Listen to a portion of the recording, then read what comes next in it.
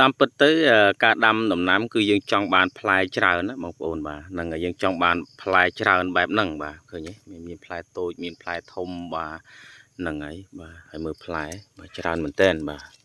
មួយចកោម2 3 4 5ក៏មានដែរមួយចកោម5ក៏មានដែរបាទ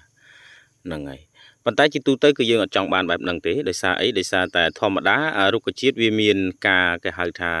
ផ្ដល់នៅសារធាតុចិញ្ចឹមហ្នឹងទៅផ្ដល់ទៅខាងការលូតលាស់ផងបាទផ្ដល់ទៅ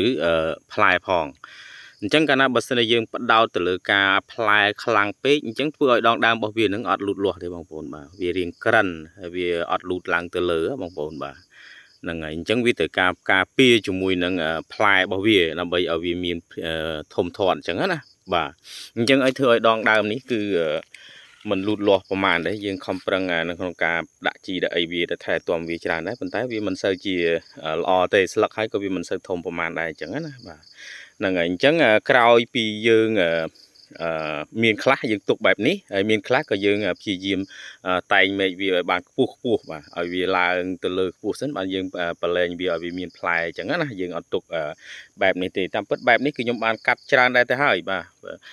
តាមពិតទៅមេឃខាងក្រោមនោះក៏មានផ្លែដែរធាក់ពេញដីកាលមុនដែលខ្ញុំថតវីដេអូមុនណាបាទប៉ុន្តែខាងនេះគឺខ្ញុំបានជាយាមកាត់មេឃវាខាងក្រោមគឺអត់ឲ្យមានទេខាងក្រោមអត់មានទេបាទអញ្ចឹងប្រហែលជាត្រឹមក្លិចក្បាលនេះមកបាទខ្ញុំបានឲ្យវាមានមេឃអញ្ចឹងណាបាទហ្នឹងហើយហើយខាងលើនេះក៏ខ្ញុំបានកាត់ហើយប៉ុន្តែកាត់ទៅវាដុះមកមួយទៀតអញ្ចឹងណាបាទហ្នឹងហើយអស់ខ្ពស់នេះក៏យើងអត់ទុកវាដែរយើងកាត់វាចេញមកដើម្បីឲ្យវាមានមេឃខាងមកអញ្ចឹងណាបាទអញ្ចឹងពេលដែលវាមានផ្លែពេលដែលវាមានផ្លែដោយសារតែដើមវាធំធាត់ល្អហើយតម្រង់ផ្លែរបស់វាក៏ស្អាតដែរបងប្អូនបាទវាអត់សូវផ្លែច្រើនបែបនេះបាទអញ្ចឹងមិនមែនថាវាអត់មានផ្លែទេបាទបន្តិចទៀតហ្នឹងវានឹងមានច្រើនជាងនេះបាទវានឹងមានច្រើនប៉ុន្តែដោយសារតែយើងផ្ដោតទៅលើការលូតលាស់វាសិនអញ្ចឹងធ្វើឲ្យការកាន់ផ្លែរបស់វានឹងតិចអញ្ចឹងបើតិចបែបនេះបាទច្បាស់ហើយបាទនឹងមានហៅថាទំហំដែលធំអញ្ចឹងណាបាទហើយមួយមែកនេះគឺមែកបំពង់ដែលដុះមកតាមពិតទៅកំពុងតែដុះមកក្រោយទេគឺវាធំល្អបាទថ្លោសល្អបាទអញ្ចឹងពេលដែលវាហើយវាធំលឿនទៀតអញ្ចឹងគាត់តែប្រមាណថ្ងៃហ្នឹងគឺវាលូតខ្ពស់ចឹងប្រហែលនឹងដើមមុនហើយបាទហ្នឹងហើយអញ្ចឹងអាដើមនេះគឺល្អដោយសារអីដោយសារតែវាកំពុងខ្ចីអញ្ចឹងណាអញ្ចឹងពេលដែលវាមានមែកមានអីអញ្ចឹងវានឹងផ្ដល់ផ្លែផ្កាមកហើយផ្លែហ្នឹងធំល្អបាទអញ្ចឹងដើមនេះកាលនោះយើងដាំគេហៅថាតត្រួយហ្នឹងត្រួយវានឹងបានមកប្រហែលប៉ុណ្ណឹងអញ្ចឹងវាមិនសូវជាល្អទេទោះបីជាវាបានផ្លែក៏មិនសូវធំល្អអញ្ចឹងណាបាទអញ្ចឹងបានយើងសម្រេចចិត្តថាយើងនឹងទុកកំពង់នេះមកទុកកំពង់នេះអញ្ចឹងយើងអាចកាត់អានេះចោលក៏បានដែរប៉ុន្តែគាត់ថាវាមានផ្លែមានអីហើយក៏យើងទុកវាអញ្ចឹងទៅយើងថែទាំជីវាធម្មតាអញ្ចឹងណាបាទហ្នឹងហើយដូចដើមនេះមួយទៀតដើមមួយនេះតាមពិតទៅមែកមួយនេះយើងបានវាដុះកំពង់មកថ្មីទេដើមចាស់វាយើងបានកាត់ចោលហើយនេះយើងបានកាត់ហើយដើមចាស់វាយើងកាត់ចោលបាទហើយយើងទុកកំពង់ដុះថ្មីមកអញ្ចឹងយើងអត់ឲ្យមានមែកទេយើងកាត់ព្យាយាមតាមពិតទៅវាមានផ្កាមានផ្លែច្រើនដែរតែយើងអត់បានទុកអញ្ចឹងយើងអត់ទុកដោយសារយើងចង់ទុកឲ្យវាមានមែកឲ្យវាខ្ពស់ស្លាស់មកលើមកយើងទុកវាអញ្ចឹងពេលនេះវាមានមែកសាខាហើយវាចាប់ផ្ដើម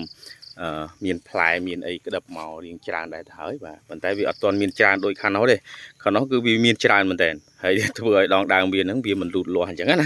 ហ្នឹងហើយអានេះវាល្អនិយាយរួមទៅដងដើមប៉ុណ្ណេះហើយយើងទុកវាមានផ្លែអញ្ចេះសង្ឃឹមថាផ្លែវាហ្នឹងគឺធំធាត់ល្អបាទនឹងមានរសជាតិឆ្ងាញ់ដែរបាទហើយមកដើមនេះវិញបើយើងទុកឲ្យវាផ្លែគឺវាមានហើយប៉ុន្តែដោយសារអីដើមនេះគឺពត្រាប៉ម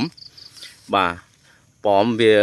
រៀងពិបាកក្នុងការកាន់ផ្លែបន្តិចប៉ុន្តែវាមានផ្លែច្រើនដែរហើយប៉ុន្តែយើងកាត់ចេញអស់បាទយើងកាត់ចេញអស់សុខចិត្តថាយើងទុកឲ្យវា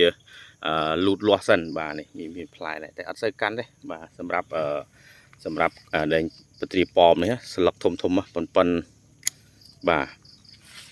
អាណាដែលធំខ្លាំងក្នុងប៉ុនបាត់ដៃបាទហ្នឹងហើយស្លឹកធំសម្រាប់ពត្រាប៉មនេះណាបាទ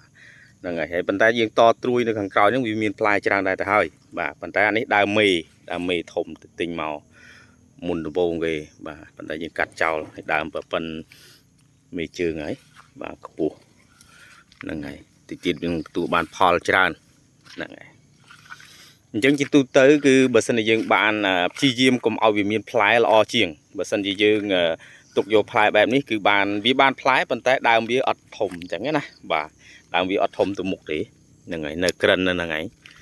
បាទប៉ុន្តែវាចាប់ផ្ដើមបានផ្លែភ្លក់ឲ្យបងប្អូនបាទនេះផ្លែនេះយើងអាចហូបបានហើយប៉ុន្តែគ្រាន់ថាវានៅមានភាពចត់ខ្លះបាទអត់ទាន់ផ្អែមពេញទំហឹងទេពេលវាទុំពេញទំហឹងបានយើងវាឡើងមានភាពចត់បាទនេះ3រសជាតិបងប្អូនបាទហ្នឹងហើយ